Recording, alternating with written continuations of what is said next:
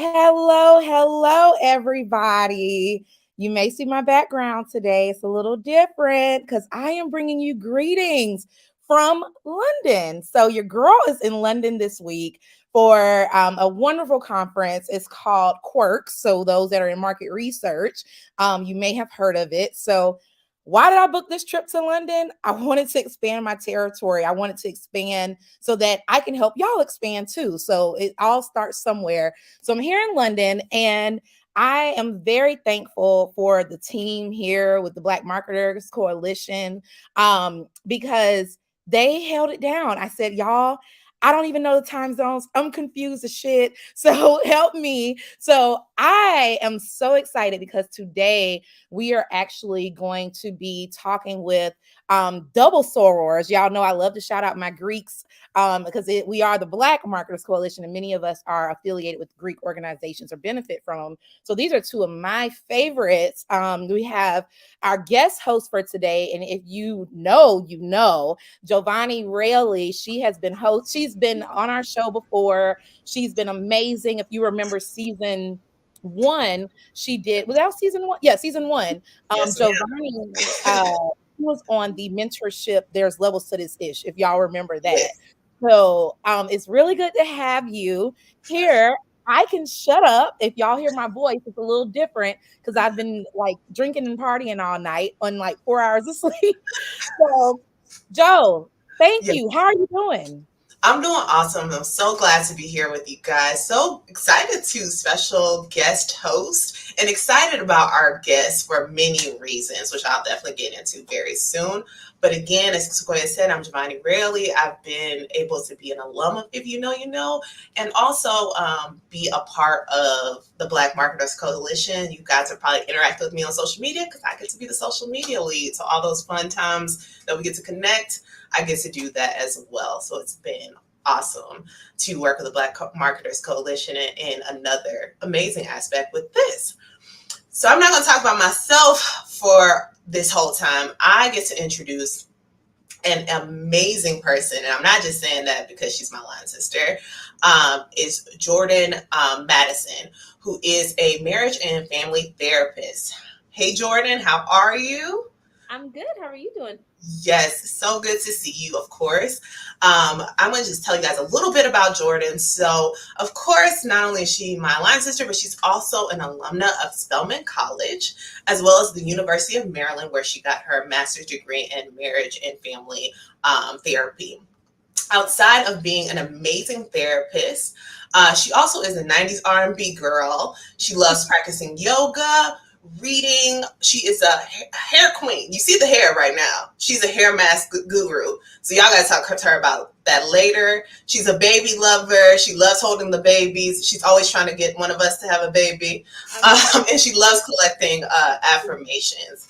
To tell you more about her practice, therapy is my jam. She's creating spaces that allows individuals to both heal and grow in order to lay the foundation for healthy and stable couple relationships. So amazing things from that. So again, welcome, Jordan.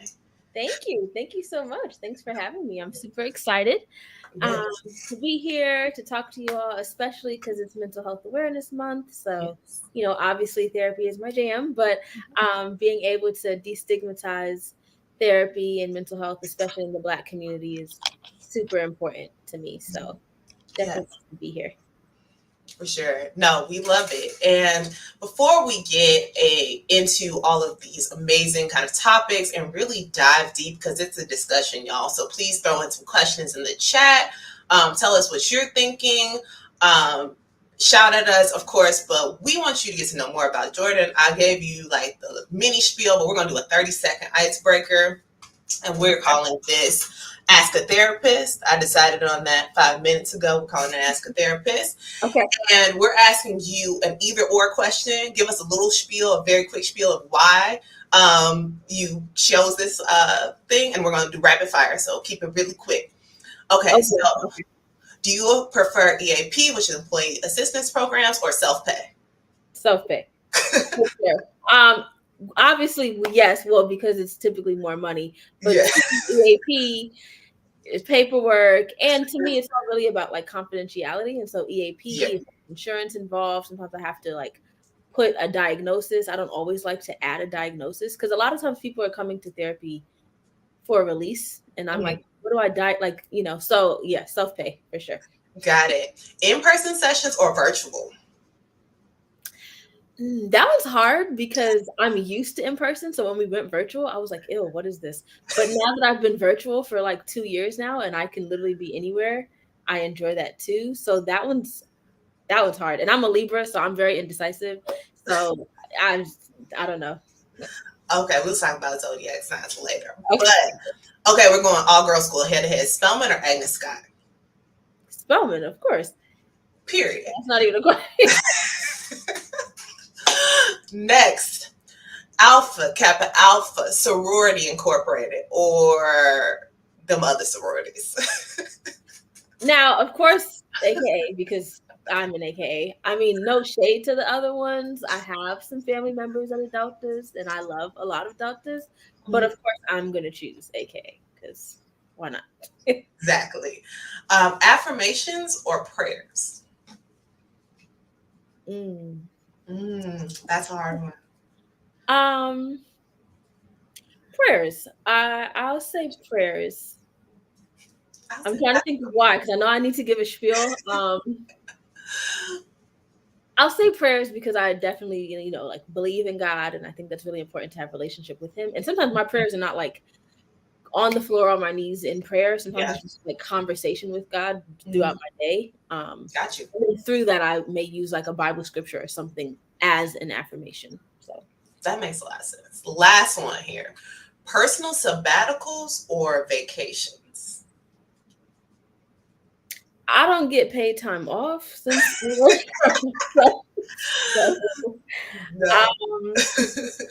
I would just say a vacation. I definitely like those. But it's hard to like, it's hard because if I don't see clients, I don't get paid. So obviously I'm like, okay, I need to figure out some other streams of income because I also need vacations because life is hard. So yes, well, that is a perfect segue to one more thing that we can talk about and introduce people to you is that Jordan is also an author. So she actually just, and I hope you guys can see this. I hope you guys can see this. Hopefully it's not. There we go. Perfect. She has the CBT Journal for Mental Health, and if you're not familiar, CBT is cognitive behavioral therapy, which is a type of therapy that you can do. So I purchased mine from Amazon, of course, and I just started it. It's a great resource if you're already in therapy. I've been in therapy 5 years and I'm using it, even though I also go to therapy. But if you are kind of interested in a therapy journey, you're not sure yet, it's definitely a great segue too. And that was something that I noticed is getting into it is a great start. If you're thinking about therapy and not really sure, it kind of gives you that taste into what therapy is going to be like. Yeah, I mean, especially if you have a therapist who focuses on CBT. So with CBT, like you said, it is cognitive behavioral therapy. And that is basically the belief or the mindset that our thoughts, behaviors, and emotions all correlate and relate to each other. And so if I'm thinking something, that's going to impact how I feel about it. And then how I feel about it is going to impact how I behave. Or if I'm feeling something, that's going to probably change how I think about it. And then that's going to impact how I behave. So it's all pretty much intertwined. And so the book, while we completely had a whole plan and I was supposed to have the books next to me and I'm in the but I'm glad you have the books. That's good. The book definitely, it has journal prompts, it has affirmations. Those are, two of my favorite things. It also has some like mindful activities. So breathing exercises and things like that to help you like check in with yourself and calm down and how you're feeling. And then it also has, some practices like challenging the thoughts that you may have about yourself. A lot of times we have negative thoughts or shoulds, like, oh, I should have a house by 30, or I should be, I don't know, 30, at least in my clients and in my friend group, it's like this idea around like what we should have by 30. I don't know why 30 has become this line when in reality it's more of a milestone and something to be proud of. But, we have these shoulds. And so the book kind of helps you pause and think about like, okay, where are these shoulds coming from? Is it family related? Is it, society related? And are these shoulds really serving me? How can I reframe my thoughts and stuff like that? I love that. As someone who is touching 30 with a pinky toe, it's coming in 2 months. Well, a month really. That's something that I had to grapple with, whether it be in therapy or just on my own. So love that. So we're gonna hop right in. Like, as a therapist, like, therapy is really a hot topic right now, especially not only in today's climate, but specifically in our community, the Black community. Mm-hmm. However, like, some of the things, whether you see it on social media, one of my favorite things that I've seen on social media is my therapist said, is the new my mama said. Therapy has kind of been almost fetishized in some ways. Are there any like things that trends or myths that you're seeing on social media or in marketing that you'd really like to buzz? I'm appreciating that therapy is becoming popular and more talked about and normalized. I think that's great. I'm not big on like TikTok and whatever those trends are. I try and it just is too much. But the like what comes to mind are I'm seeing like therapists make educational videos or like showing ways to communicate things differently or whatever the case may be. I'm also seeing some therapists just make like really funny videos too, because we are therapists, but we're also human and we're people and we have emotions and thoughts too. So I don't really think there's anything that I'm like necessarily seeing a problem with per se, but I will say like myth wise, maybe some of these videos are making it seem like therapy is just like you sit and talk and it's all fun and like you get to kiki with somebody and you can tell them all your business and they won't tell anyone else, which is part of what therapy is. But it's also hard work if you're coming in for like healing and wanting to genuinely see change. So breaking generational curses or setting boundaries, learning to say no, or not even just no, because there's other ways to set boundaries. But that can be really difficult to learn and to like reprogram your mind based on like you may have thought or come up with this idea of how you should be or like how you should behave or what's expected of you, and that was how what your family instilled in you. But is that what's still working or serving you? Maybe not. And so having to restructure your thoughts and your behaviors, that's not always easy. And so there are sessions where therapy can be really hard, or there might be some tears, or there might be like really having to challenge yourself. And then last but not least, like therapy, typically you see your therapist once a week or once every 2 weeks.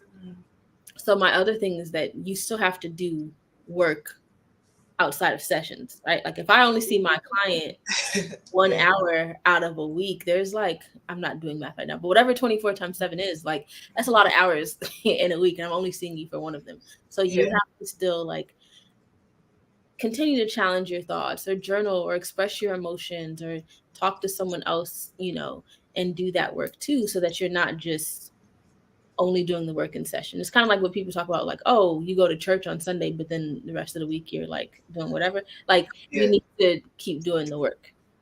No, I love that part because that was something that probably was the most beneficial for me in therapy. It wasn't even the sessions. It was like when I put what I did in the sessions in practice, that's where I really saw like the true value. And kind of thinking about that, thinking about like kind of the things that you see maybe people do, what are the maybe top 3 things that you would really recommend for someone seeking therapy? And like just really around picking the right therapist, because that's something that everybody has a different experience. Some people have had multiple therapists. For me, like I've had 2, and that was more so based on like moving. But right away I like loved my therapist. But some people have had bad experience with therapists and decide to change. Like, what would you say are like the top 3 things to pick a good therapist? Top 3 right now, especially with the things that come to mind first are like logistical. So obviously, because we're virtual, like people may assume, oh, we're virtual, so my therapist could be anywhere. But technically, like I'm licensed in Maryland and DC, so I'm only able to see clients who are physically residing in Maryland or DC. So making sure that you're picking a therapist who is licensed in the state that you live in is really important. Also, if cost is important, making sure that a therapist that you pick accepts your insurance, because therapy can be expensive, obviously, but there are there are ways where it doesn't have to be. So if your insurance covers the person, that's great. And then the second thing is like like as a therapist, I can know the exact same information as another therapist, but how I deliver or my personality and how I make a client feel Yeah. can be different. So in a sense, I tell people like you kind of have to date around with your therapist, like, and Yes. don't feel bad about like, okay, we met once and I didn't really like it. I would say at least maybe try to, because again, some therapists are human. Maybe you met with that person and that therapist and they were just having an off day or whatever the case may Yeah. be. But after maybe like 3 sessions, if you're not feeling safe with that person, if you're not feeling like you want to open up or they don't make you feel comfortable, or they seem judgmental, or they seem um I'm just trying to think of any other things. Or they seem like, I know I've had a therapist. I'm not currently in therapy, but I've had 2 therapists. And the first one, I really liked her, but she ended up having to leave because it was like an internship or whatever the case may be. Mhm. Um, Second therapist, I think because I was a therapist, she just used to talk to me like we were friends. Some people might enjoy that, right? Some people might want that. I don't know. It depends. Um, but she would be telling me stuff about like her life or her daughter and stuff like that. And I'm like, I don't like this is I'm here for me. Like I don't need to hear about you. She Now was to trying me, a double session, like a dialogue session, more than like yeah, a it was I mean, and to be fair, like, at that time, I wasn't going through anything super difficult or where I felt like I needed something from her. So hmm the sessions were just kind of like check-ins in a sense, but it was still like I don't want to talk about you. Now, also on the flip side, as a therapist, I make sure to not talk about myself at all, because Yeah. I personally am like, my clients tell me their deepest, well, not maybe not their deepest, darkest secrets, but they tell me all of their business. And so to just like not say anything about myself or be a robot to me seems like robotic and Yeah. very cold.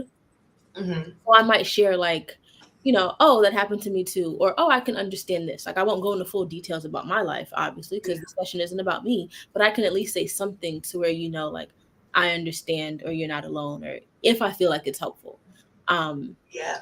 I think No, I that's the original question, but but that's great. I No, think that's a great thing. if Like, you feel like there's some safety there, if you feel mhm, like there's things that I have also some clients who want like mhm. direction and homework and things like that. If you are Yeah. intentional and that's what you want, then making sure that you have a therapist that's going to provide that.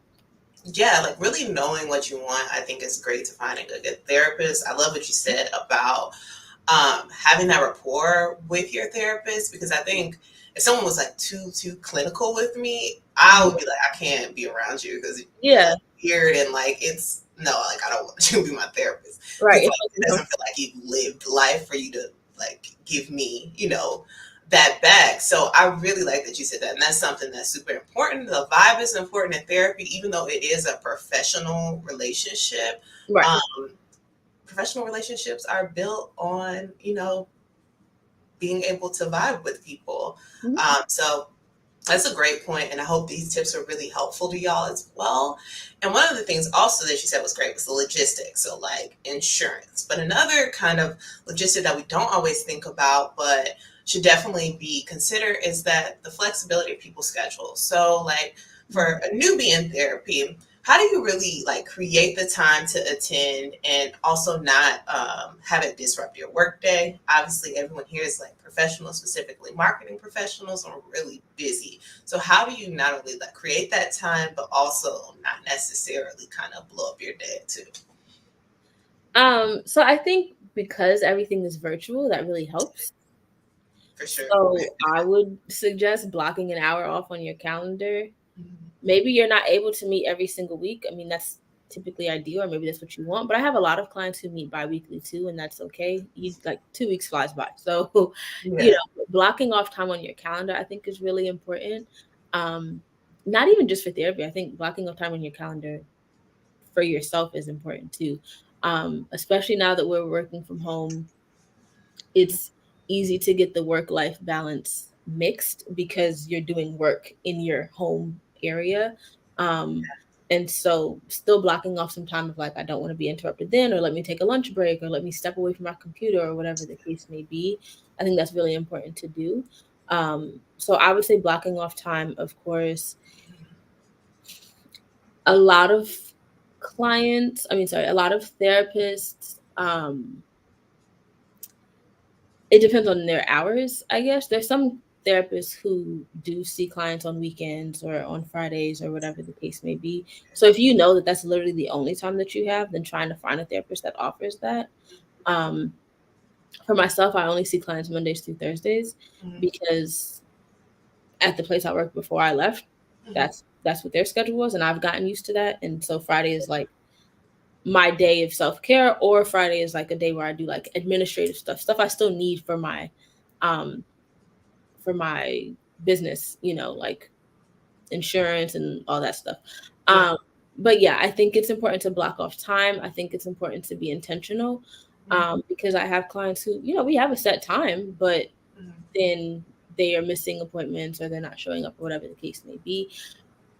I can't speak for every therapist, but I know at least for myself, I usually check in like, okay, so the next time I have you on my schedule is next week, Thursday at 4. Does this still work for you? Right? Like making sure that you're on your therapist schedule, or that your therapist is keeping up with appointments too. The platform that I use sends text reminders and email reminders too. So, having those things in place would be helpful for sure. Yeah, no, I think one of the things about therapy too is like respecting each other's time. Like a lot of therapists will give you like 15-minute grace period, but anything over that, like you have to book a new session or something like that. So I think it's really helpful to just have that mutual respect and be intentional. Like if you're like, oh, I'm kind of into this therapy thing, then it may not work with any therapist if you're not there. So even if you do have the time and you're doing it, if you're not in that space, it's not going to really do what it needs to do, basically. Yeah. Sure. And as we talk about logistics, you talk about insurance, and some people don't take insurance. I know you personally have like your self-pay clients. I take one. I was trying to be strategic. Because I was leaving a job to start mine, and I knew a lot of clients may want to follow me. I tried to make sure to at least take one insurance that I knew most of my clients had. Yeah. Insurance rates, insurance does not pay out well for honestly, this is all capitalism and our health system's fault, but insurance doesn't pay out super well, and there's a lot of paperwork, there's a lot of things that you have to do in order to get credentialed with different insurances. So I know it was important for me to be accessible, and it's still important for other therapists to be accessible too, of course, but they may not want to go through that headache, and so there may be like different things that they do. So maybe it's like a sliding scale instead of insurance or something. Yeah. No, that's great. Like, that's what I want to get into, is like, it's expensive. Like, for sure. Therapy is expense, but it's an experience, and it's truly like worth it to go to therapy. From my own personal experience, it has helped me in tremendous ways, whether it be professionally, personally, just as a being. So everybody isn't in the place to maybe get a therapist. So what ways can you really make therapy affordable? If you're like really intentional and you're like, I need this, but I just ain't got it. So again, going through like your insurance, if you don't have insurance, or if you don't want to use your insurance, or if your insurance coverage isn't that great, a website that I recommend is called openpathcollective.org. And on that website, they have therapists who offer their rates, but at a sliding scale. And what a sliding scale is like a based on your income typically, or it's based on like whatever the therapist maybe deems necessary. So I know for me, I don't necessarily operate on a sliding scale. I do insurance or my self-pay rate. But for clients that I've had for a long time, if something comes up, I may offer like a discounted fee or something like that. But the sliding scale, at least for Open Path Collective, I think you pay like a one-time membership fee or a one-time something fee for like $60. I think the last I checked, that was $60. And then after that, whoever your therapist is, the rates for individuals, last I checked, range from $30 a session to $60 a session. And then for couples therapy, it ranged from $30 a session to $80 a session. Gotcha. No, that makes a lot of sense. It's definitely, I was just gonna say it's definitely a little easier to find more cost-effective therapy solutions when it's individual therapy. Another option could be group therapy. Sometimes there's therapists who have different groups for a specific situation, like Black women dealing with depression or Black women who are moms and balancing motherhood and working. So maybe you can't afford like individual sessions, but you can still benefit from the tools and techniques from group therapy. There's also this website called Loveland Foundation.com, I think. Or I'm not sure if that ends in .com or .org, but they have a fund for Black women specifically. And they pay for maybe 3 sessions. I can't remember exactly what the amount is, but they would do that. And then last but not least, there was another resource I usually give. Oh, Taraji P. Henson started the Boris L. Henson Foundation after her dad. And so I know that she was also doing funds. That one's not just for Black women. I'm sure there are some funds for Black men for therapy because there need to be. I know there's a therapist for Black men, therapyforblackmen.org website. And that has a directory of therapists and stuff that you can do. I don't know if they have a fund because therapyforblackgirls.com has a donation, or they have a fund, and I think they are collecting money to make sure that therapy is affordable. I'm not sure if Therapy for Black Men has the same thing. But these are just, a few resources that come to mind. Got you. So there are a lot of resources out there. Like, definitely do a Google search. I personally am blessed to be able to have like insurance and stuff that does cover my therapy sessions, but someone that I love and dearly, they want to start doing therapy and they're just not in the place where they have the resources. So help them look for some. There's one called Soul Care, I believe. Don't quote me on the exact URL, but you're able to like search it, and it's a plethora of like Black therapists specifically. And again, they use that sliding scale, and they even have like I don't think it's like a membership, but that ability to be able to go to therapy for a very, very reduced price. So it's definitely an opportunity like out there. If it's something you really want, you're really intentional about, I would say definitely do it. So this question that I want to talk to you about is also, how do you approach your therapy journey? So everybody's different. For me, I'm pretty like open that I go to therapy because I'm like, I need it. It helps me.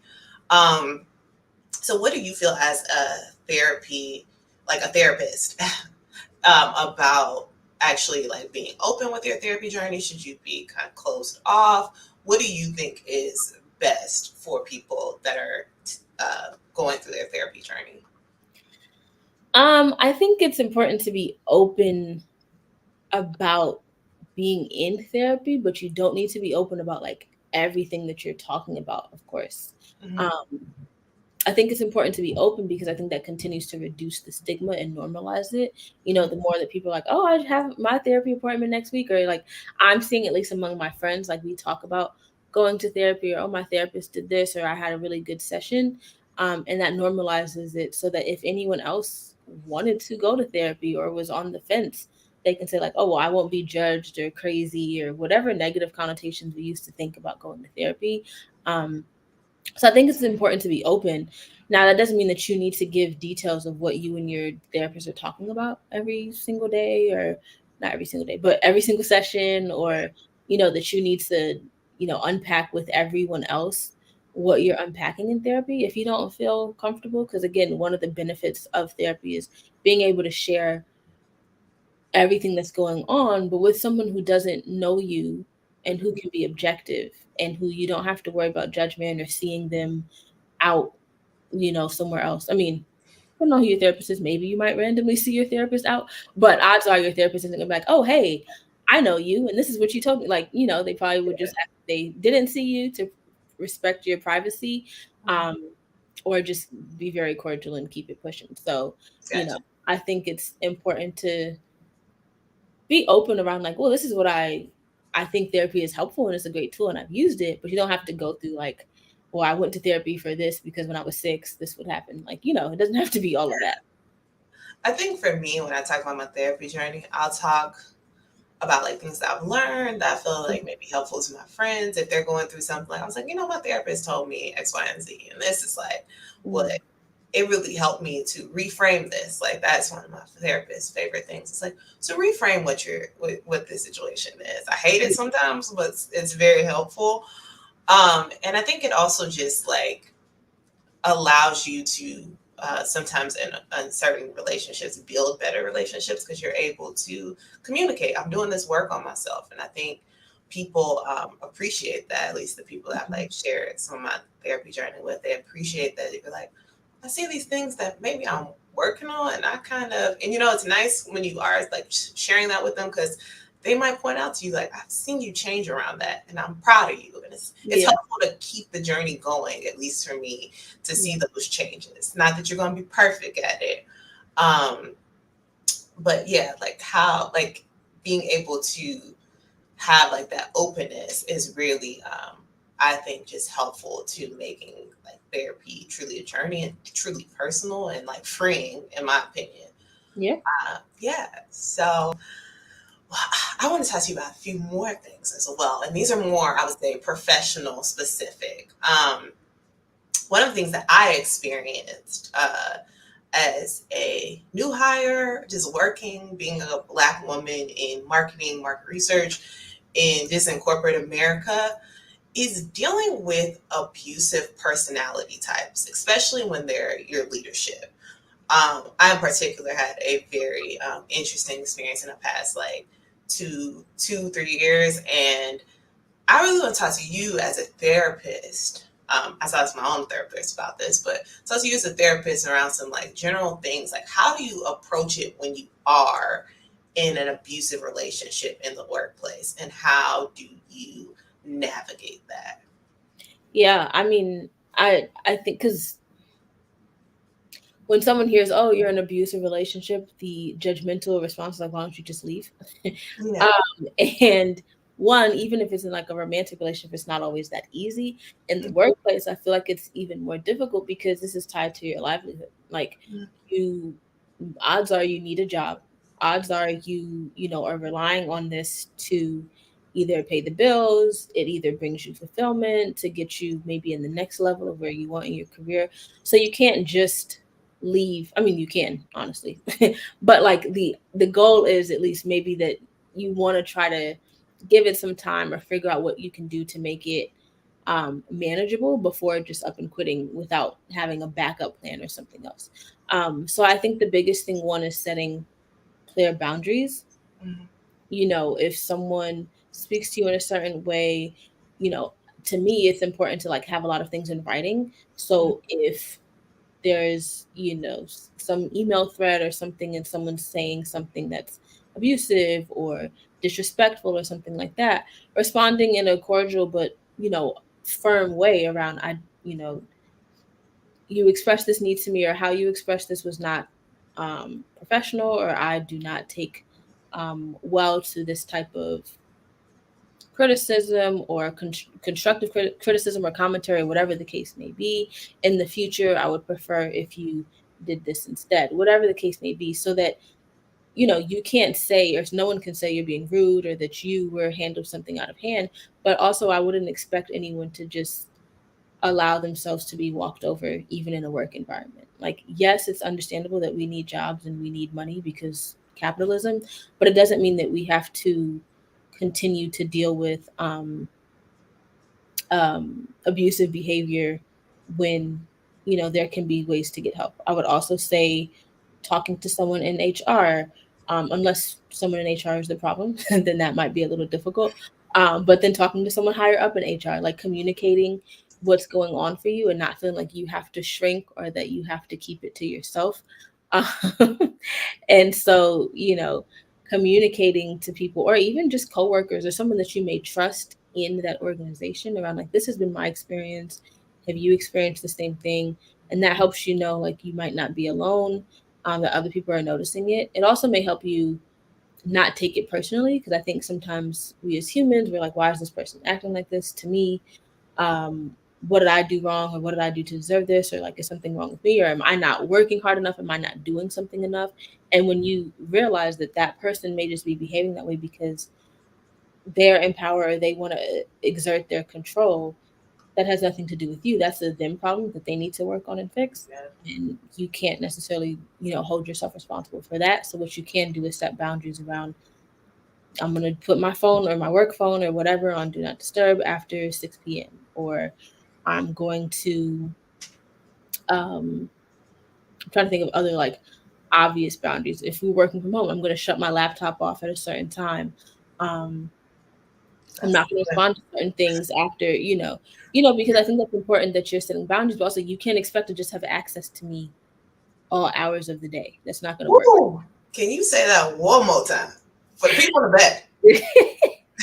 But yeah, I mean, you definitely can't. Like, it's not fair to for anyone to feel like you're obligated to give them access to you at all times. That's not realistic either. It is not realistic. It does not make sense, and it does not make you a good employee because you do it. Right. That was my own TED talk right there. But one of the things I really like that you said is you don't have to take that abuse. And one of the comments we see here is like, abuse at work is often treated as like, hey, it happens. Especially like I have like a little bit of a passion for entry level employees because I think they don't get like a lot of the love and the tools to thrive sometimes, especially for Black people, Black women specifically.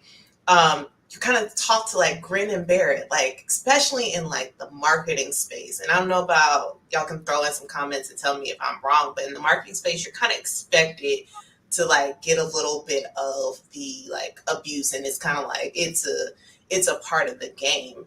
And when that's the attitude, sometimes it's hard to even say, yeah, I'm being abused. Like if the attitude is like, oh, this is normal, this is kind of what happens, it's hard to speak up and advocate for yourself. And so that kind of segues into like another part that I want to talk about is you talked a lot about boundaries. And in work, that was one of the hardest things for me to do. It was kind of easy for me to do that in my personal life, but at work, it was so hard for me to say like, no. And a lot of it was driven by, I want them to see me as valuable. I want them to see that I can do a good job. I want them to see that I can grow. And it was really hard for me to advocate for myself and say things like, no, I'm not going to work weekends when I don't need to. No, I'm not going to do this. I need time to myself. It was hard for me to do that, especially as like an entry level employee. So can you please give like some tips, especially for our very like entry level people that may be here or for at any level, of how you effectively set boundaries at work? Yeah, I mean, I think a difficult piece, like, is you may be able to do it in your personal life, but in your work life, it's, I don't want to come off unprofessional, or like I can't handle something. And like you said, if it's seen as normal, that's also really difficult. I think it's important to notice what's the culture of your environment, like what's the work culture there. Um, for instance, I know like tech companies are typically maybe a little more liberal, or you can like wear whatever you want. You're not in like button ups and suits and heels all day, right? Like that's something. Obviously, I don't work in corporate America, so I have no idea what some of the cultures are. But I think it's important to recognize or notice what your workspace culture is, and if that feels like a culture that's warm and welcoming for you. I also think another reason why it could be difficult for us to set boundaries, especially as Black women, Black men, is this idea around, stereotypes and not wanting to, we're always told that you have to work twice as hard to be seen as half as good and all of those things. And so the the um the pressure of wanting, like, basically in a sense having to represent your whole race, um is really stressful. And so to set boundaries, it can be, I think the difficult piece in setting boundaries, the first tip that kind of comes to mind is working through, like, reframing how you view it. Like, you are not a lazy employee, or you're not doing something wrong by setting a boundary, right? Or your worth is not solely tied to your productivity. There are other things that you do that bring value to this company. And to be fair, you may need to set the boundary in order to maximize your productivity, right? Because if you are constantly working, and you make no time for rest, how can you re-energize? How can you pour into yourself? How can you regroup to, continue to pour out the what's needed in your workspace? um I think, I'm having a praise break over here because so many people need to hear that. Like, yeah, that was something it took me so long to even feel comfortable saying, like, you need a break to even be good at what you're already doing. right, And like, I wish I could like send that to a few different people and companies because they need to hear that, like, you're not an effective employee if you're not resting, if you're not, eating right, whatever eating right means to you. Like, right. you're not, moving your body. If you're not doing the things that you need as like a human being and work is impacting that, Hmm. then there's going to get a point where your body's going to make you rest. Like, Yeah. our bodies are not machines. Our bodies, Right. it's going to be like, okay, I'm shutting it down because Mhm. I need you to rest. And as someone who experienced that, like experienced that burnout, experienced that point where my body was just like, all right, girl, I'm gonna sit you down because you decided you don't want to sit down. Mhm. Um, Going into that, burnout has been like a really big topic, and it's something, like, being completely candid, I really, really experienced during the pandemic. Um, as we kind of talk about those workplace boundaries, I wasn't in that space, so like there was a point where I was working somewhere and like I was like almost on call, like a doctor, and we were not doing surgery, and it was ridiculous. And it just felt like no matter how much I slept, no matter how many, like, I was like trying to do a little mini vacation somewhere, it did not matter. I was always tired. As a therapist, what would you say are ways outside of setting boundaries that you can really like stop that burnout from happening? I take naps in between sessions sometimes. I make sure to have time for myself to do things that, like, I enjoy. So I'm not always working all the time, obviously. I think it's important to communicate when you're feeling burnt out. Um, Again, it's hard for me to give like full workplace examples just because my workplace looks a little different. So I'm not necessarily communicating with someone else like, hey, I'm feeling overwhelmed, but I can check in with myself. Like, for myself, I set a limit of, I try not to see more than 6 clients a day because 6 is my limit, right? Or I will set up a waiting list because I can't take any more clients, and it might be like, oh, but more like you need the money or you need to be able to pay for these things. But it's also like, but I can't be of good service or be a good therapist to my current clients if I continue to take on more because then I won't have the capacity. Um, I think another thing is just communicating with others when you're feeling burnt out, asking for help. Um, hey, I'm having a really tough week at work. Can you, help me with something? And whoever you decide to ask for help, right? That could be a partner, that could be a friend, it could be a family member, it can be whoever. But just asking, if there's ways that you're needing support and who that you trust in your support system that could possibly provide that for you. Yeah. Um, what else? I think paying attention to warning signs of burnout. So for some people, their burnout shows up physically. Maybe they're getting headaches or they're more tired than usual, whatever the case may be. For others, burnout may look like you're irritable or you're like resenting having to do things for other people that you maybe usually enjoy, but now you're like, I'm so tired and I'm sick of it and I don't feel like doing anything for anyone. So like noticing what your triggers are, like what your warning signs are for when you're feeling like tapped out, and then having a plan to pause, so that it's like, it's one thing to notice the signs, but then be like, whoa, but what can I do? Like, I got to keep working, like taking time to be like, if I notice this, and this is what I'm going to do so that I can get a break is important. Oh, that's nice. Regular monthly days off. Yeah, that's a great idea. I'm tapping that in. I'm Yeah, definitely if I had PTO, I would probably take way more days off. I did in April. I was visiting family, and my siblings happened to be on spring break, so I did take a week off to like go on their spring break, and I was like, wow, because I hadn't taken a week off so long, probably. Since I think I took a week off the first week of January, because I was like, let me reset, start the new year.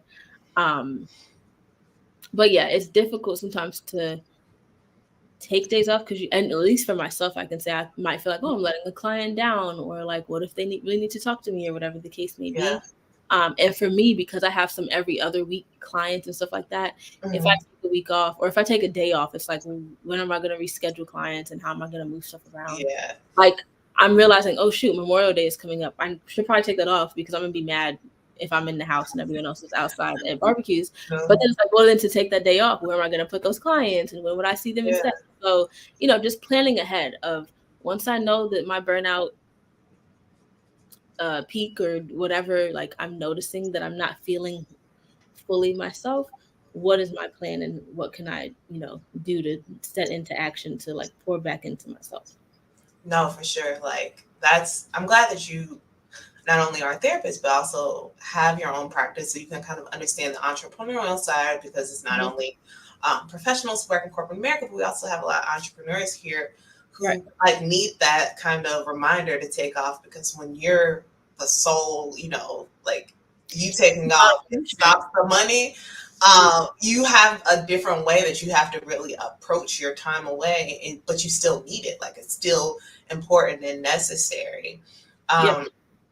Yeah, like the last thing, because I know we're like heading towards time. It's first, before I move forward, Jordan, it has been amazing to get to talk to you in this way. And I'm glad and hope that everyone gets something from this, because I'm getting stuff from this, and it's even things that I've learned. Again, feel free to not only purchase the book, but also connect with her on LinkedIn, as well as at Therapy is My Jam, which is her Instagram. So yes, feel free to connect with Jordan. She's always posting amazing things as well. And that's hard too. Like, since you guys are marketing, like content planning is another job. Content calendar. That's still something that I'm learning and getting used to. And I get compliments on my posts, and I'm like, great. No, well, I appreciate it, and I accept the compliment, and I do think I do a good job. I'm not going to talk negatively about myself. And there are moments though when I'm like, yeah, no, I don't want to do, like, what else is there to say? Like, I have nothing left. And so I used to beat myself up like, well, no, you got to keep posting. You got to keep doing this. And now I'm at a place of like, well, I guess we're just not going to make content this week. Like, that's okay. Like, it's like sometimes you don't have it, and that's okay too. Because marketing yourself and selling yourself and social media becoming a huge aspect of that. And I've been like, oh, well, I should do a newsletter. Coming up with stuff to write in the newsletter. Like, usually my favorite number is 17. So I try to send my newsletter out on the 17th. Completely forgot in April. And the 17th was Easter. And I was like, oh crap. Like, I need to do that. So like, it's just so much to balance and to juggle. So giving yourself like grace, I think, is really huge to also avoid burnout, because if you feel like, well, I have to keep producing, I have to keep doing this. Yes. Then you're not gonna. No, giving yourself grace is that's so big for me. And before I get to like my last question, just a reminder for all of our BMC folks, non-BMC folks, everybody who's been able to join us, is that Marketing for the Culture, which is a summit that is happening here in Atlanta, is on Thursday. And our very own, our founder, Miss Sequoia Glenn, will be speaking there. So I know y'all not gonna want to miss that. Okay. Um, be sure to email us for a discount on that as well. Also, obviously, you're a fan of If You Know You Know. If you're here, the If You Know You Know journal is coming. So the first 10 people to purchase will actually be in a raffle to win Jordan's book. So Ooh. yeah, so like if you do purchase an If You Know journal, you do have a chance to not only get a journal, but you also get the CBT journal. So you could get two journals for the price of one. How That's lucky is that? cool. How amazing is that? And not only can you like, write down all the If You Know gems, you can also get your therapy on, start beginning your therapy journey. It's lit. So I'm just saying, like, if you are trying to not only support BMC and the amazing things that we do here, also you have the opportunity to do something great for yourself. So I feel like that's a win-win.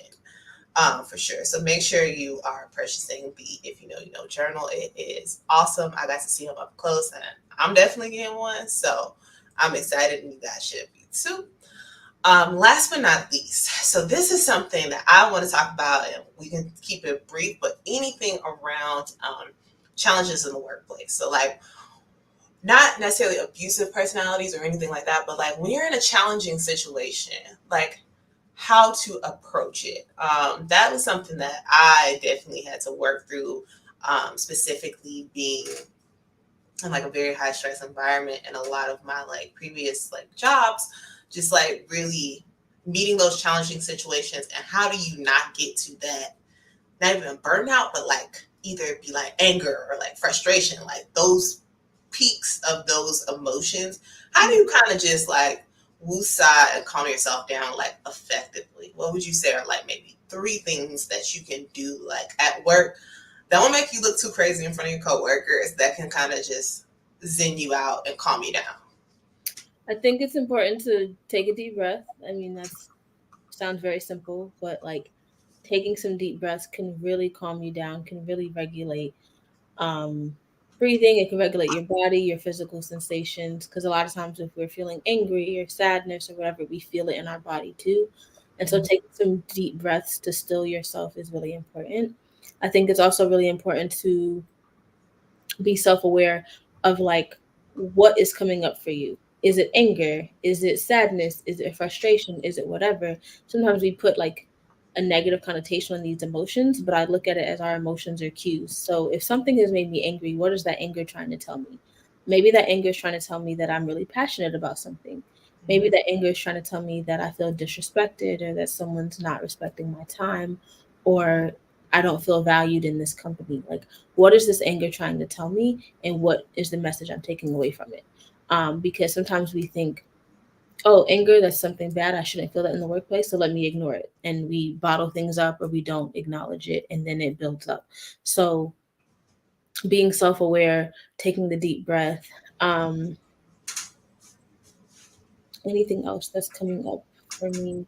Regulating emotions again around just what am I feeling and then how can I communicate after, right? So using I statements, which I usually tell, couples to do, but it doesn't have to just be with couples. It can be just when communicating in general. Like, I felt blank when this happened because blank, right? I'm trying to think of an example off the top of my head of like maybe I felt hurt or I felt disrespected when my proposal was not looked over because it because I spent a lot of time on it. What? Oh, sorry, my computer's doing something weird. I thought that I lost you guys. Because I spent a lot of time on it, or because um, okay, sorry, something else opened up. Because I spent a lot of time on it, and it made me feel like the work that I put into this was not respected or valued. Something like that, to where you're able to slow down, take a deep breath, acknowledge what the emotion is that you're feeling and what it's trying to tell you, and then communicate that emotion, but in a calm way. And calm doesn't have to mean sugarcoating. You can still be very assertive. You can still be very firm, but it doesn't have to be abrasive or like um aggressive. It can be, I felt this way when whatever the case may be, and this is how it made me feel. And in the future, this is what I would like to see instead. No, I love that. Like I definitely think that's a great way to approach it. I'm not going to monopolize the conversation. So all of y'all that are in the comments, please, if you have any questions that you want to ask Jordan, that we can definitely address in the next 5 minutes, please let us know. Drop them in the comments. We want to hear from you. I mean, I shared like a lot about my own journey with therapy as well as how it applies to my professional life. But anything that you want to ask Jordan that you're interested in hearing or hearing her speak about more, feel free to drop in the comments. So we want to hear from you. Trying to see if we see anything, any comments. Let's see. So I don't see any comments yet. So I want to talk through, how do people connect with you? How do people, get to work with you, maybe become a client? Please tell more about that.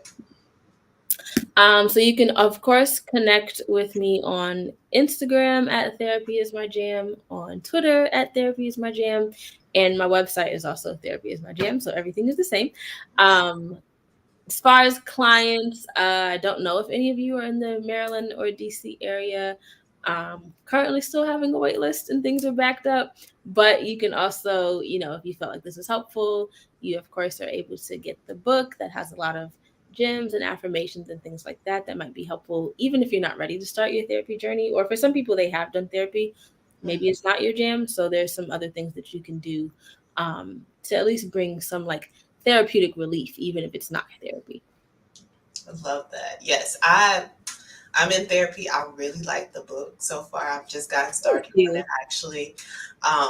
Started on over vacation, as you know. So I took my book with me and started, doing some things with it. So I'm obviously going to give you an update on that. But y'all, please go follow Jordan. Like, her posts are great. I'm always finding something there. It may even just be little gems to help you.